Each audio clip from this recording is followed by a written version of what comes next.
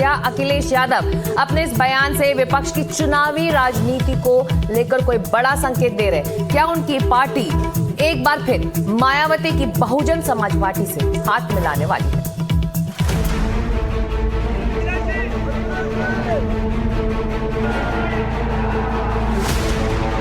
क्या 2027 के चुनाव में यूपी के मुख्यमंत्री योगी आदित्यनाथ को डबल चैलेंज का सामना करना होगा?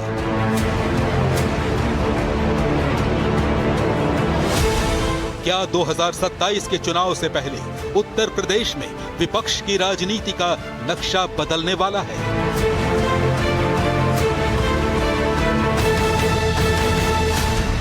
क्या उत्तर प्रदेश में अखिलेश यादव और मायावती यानी बुआ और बबुआ एक बार फिर गठबंधन करने वाले हैं?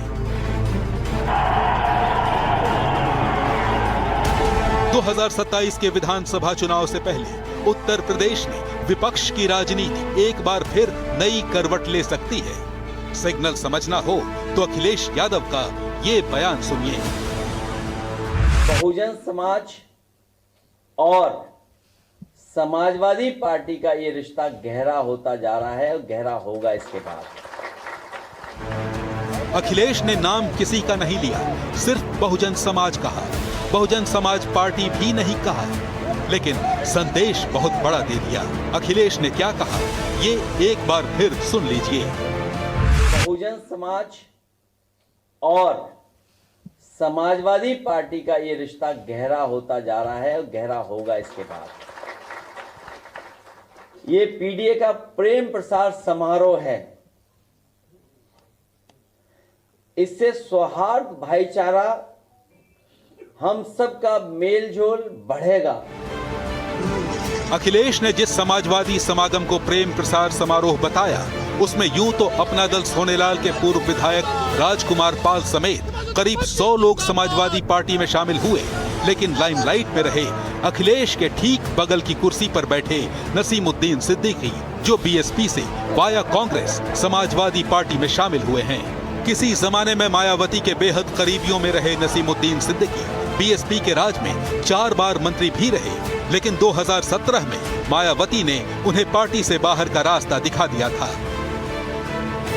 2027 के चुनाव से पहले किसी बड़े मुस्लिम चेहरे की तलाश में जुटे अखिलेश को नसीमुद्दीन सिद्दीकी में उम्मीद दिखी और साथ ही दिखा बीएसपी से गठजोड़ का छिपा संदेश छोड़ने का मौका, जिसे उन्होंने कायदे से इस्तेमाल भी किया। हवाला दिया इतिहास के पन्नों का। जो इतिहास के पन्नों को जानते होंगे, इतिहास को जानते होंगे, कभी बाबा साहब भीमराव अम्बेडकर जी ने और डॉक्टर राम मनोहर लोहिया जी ने मिलकर के कोशिश की थी कि साथ आकर के देश को दिशा देने का काम करें। परिस्थिति और समय और राजनीति ने उन्हें समय नहीं दिया, लेकिन उसके बाद लगातार कोशिश होती रही है। गठबंधन बने, दूर हुए, गठबंधन बने, फिर दूर हुए, लेकिन हमें उम्मीद है कि इस समय, आने वाले समय में पीडीए और हम सब लोग मिलकर के उस लड़ाई को और मजबूत बनाने का काम करेंगे। अखिलेश ने इतिहास की बात भले ही अंबेडकर और लोहिया के बहाने की, लेकिन गठजोड़ का एक इतिहास समाजवादी पार्टी और मायावती की बहुजन समाज पार्टी का भी रहा है।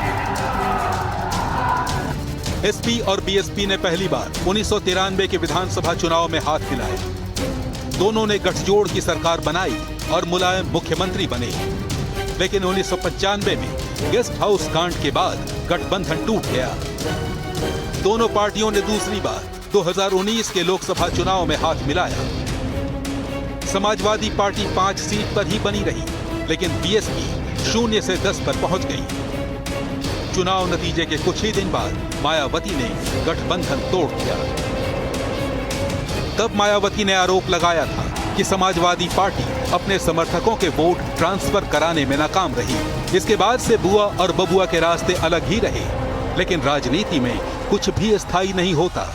जरूरत के हिसाब से गठबंधन बनते भी हैं, टूटते भी हैं और फिर टूटकर बनते भी हैं। सवाल है कि यूपी के विपक्षी कुनबे में गठजोड़ की जरूरत ज्यादा किसको है, बीएसपी को या समाजवादी पार्टी को?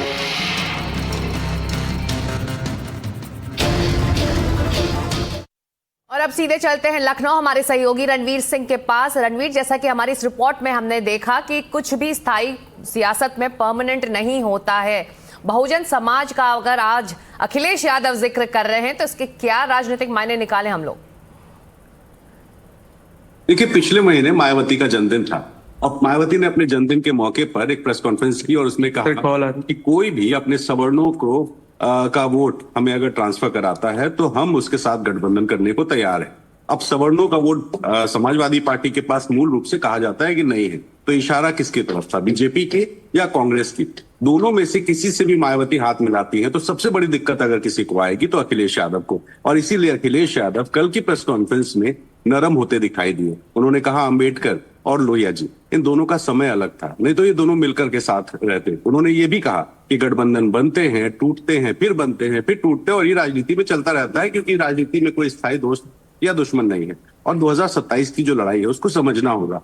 बीजेपी 2 बार से लगातार यूपी की राजनीति में सत्ता में है, और अगर 27 में फिर से ये हुआ तो विपक्ष की जो दल हैं उनको यूपी की राजनीति में सस्टेन करना मुश्किल हो जाएगा। और इसीलिए अपना व्यक्तिगत जो भी किसी के मनभेद हो, लेकिन उससे दूर रखकर राजनीतिक हित साधते हुए ये इशारेबाजी हो रही है, क्योंकि 1 साल का समय बचा है और इस 1 साल में किस तरह से बेहतरीन गठबंधन किया जाए जिससे वोट साथ आ जाए। मायावती भी जानती है कि उनका भी अपने वजूद का संकट है, अखिलेश भी जानते हैं कि उन्हें भी सत्ता पानी है, लेकिन इस बीच में क्या 2019 दोहराया जाएगा, ये एक बड़ा सवाल है। और इसीलिए बशीर बद्र का एक शेर याद आता है कि दुश्मनी जम के करो, मगर ये गुंजाइश रहे कि जब कभी हम दोस्त हो जाएं शर्मिंदा ना हो।